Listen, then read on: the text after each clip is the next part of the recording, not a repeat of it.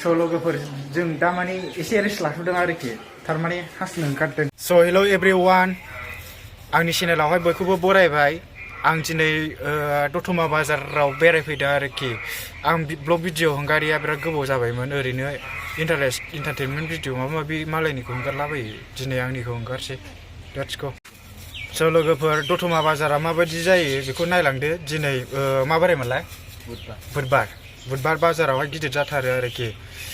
दा बाजाराबो एसे एनै सोलायला जोब्बाय गोदान बानायदों माबायदि जाखो नायलांदो खाथिनि लकेलनियाथ' मिथिखाजोबगौ नायनांलाया गोजाननिया नायनो हागोन आरोखि नुफेराखैबा माबायदि दतमा बाजारा थौदो लोगोफोर नायलांनोबा आं खेबलांबाय थानोसै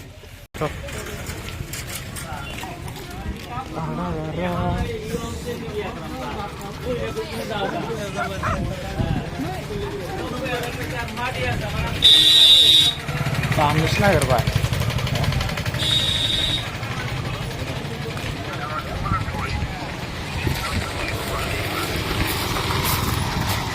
ब्लग भिडिअ आयौ खेबनायानो जायासै दा क्रप खालामसै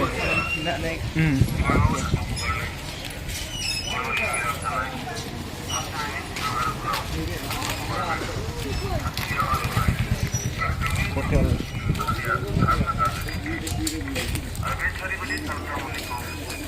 लाजिनानै मोनजाया ओरै सिंजा हाबनोसै ओरै हाबसै थौ ओरै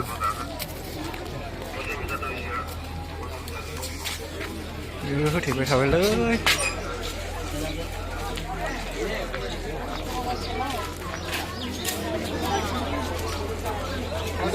बुस्थुआ मा सिरिखो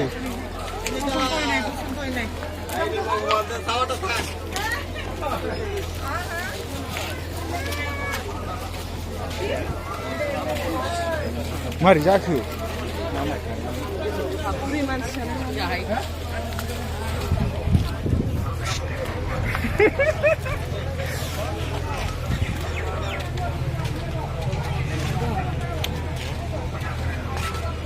दख'ना नायनोसै होनबा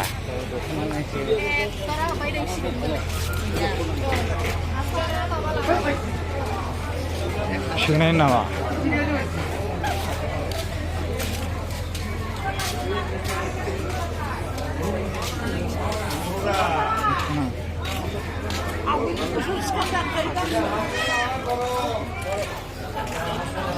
बायनोबो हाया गांनोबो हाया जेबो खालामनो हाया नै सानसे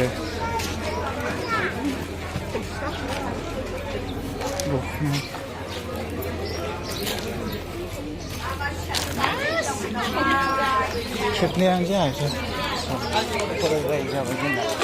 माथो जाखो खरा खेबनाया बयजा नायाबाथाय जाया केमेरा मोजां खेबनायानो जाया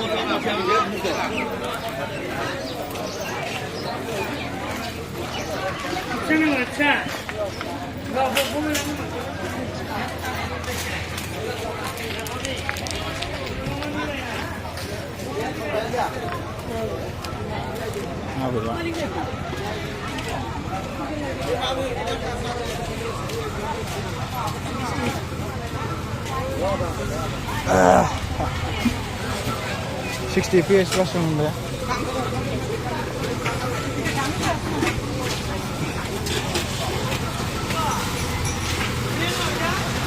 Kepnya mah beri ya nak.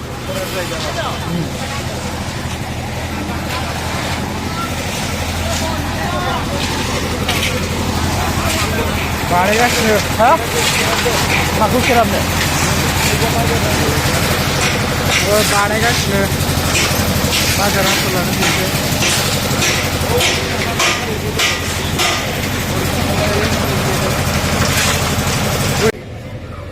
आसलानि जुथा बासिदों जुथा नायहरलाय होननाय सानसेबाय आयौ एफा गोजान थैबायलै एफा खाथियाव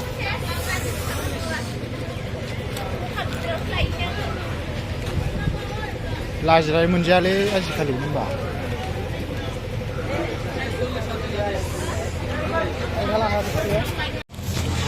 ज' खालामलांसै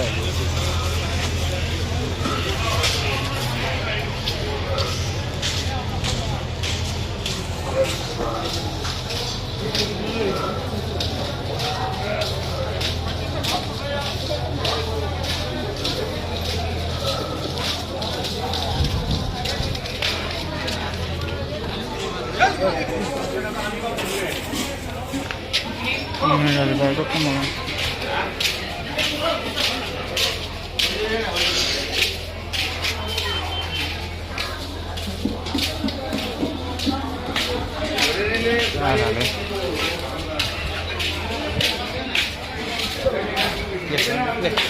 मा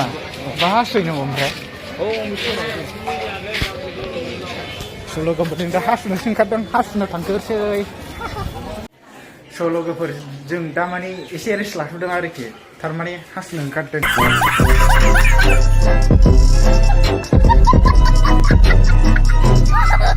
हासुगोरसै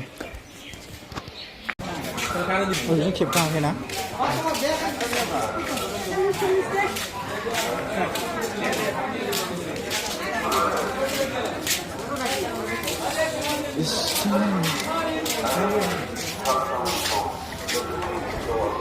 ओरै फैदो गेजेरजों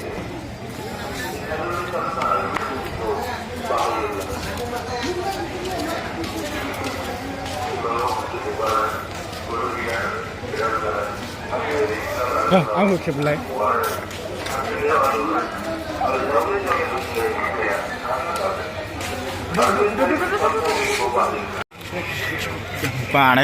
बानायगासिनो होननाय सानसे मुथुन मानसिला गोजौआव गाखोना दङ बबेहाय थांदा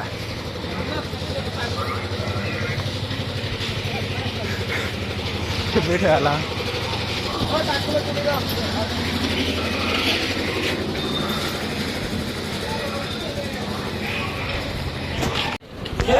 जाग्रा जादोंमोन आरोखि हटेलाव मानसिफ्रानो गोदों थाबथाबावबाय फरिखाया फाग्ला भिडिअ खालामफेरा लाजिनाय फार्स्ट टाइम दतमा बाजारावहाय खालामजोबनो हायासै थेवबो एसे नायसाबदो नेक्स्ट टाइम हायोबा बानायफिनबावनोसै लोगोफोर लोगोफोर भिडिअआ बेखिनियावनो लोगोसे भिडिअखौ मोजां मोनदोंबा लाइक खालाम लोगोसे हायोबा फुरा शेयार खालामनानै हो आंना 1000 साबस्क्राइबार जानो बारा गोबाव गैला आरोखि दा बेसेबांबा थांखाबाय 700आनो जासिगोन अन्नानै प्लिज लोगोफोर लाइक ओमफ्राय शेयार साबस्क्राइब खालामना हो थेंक इउ फर वाचिं लोगोफोर बाय बाय उनावहाय मोनफिनगोन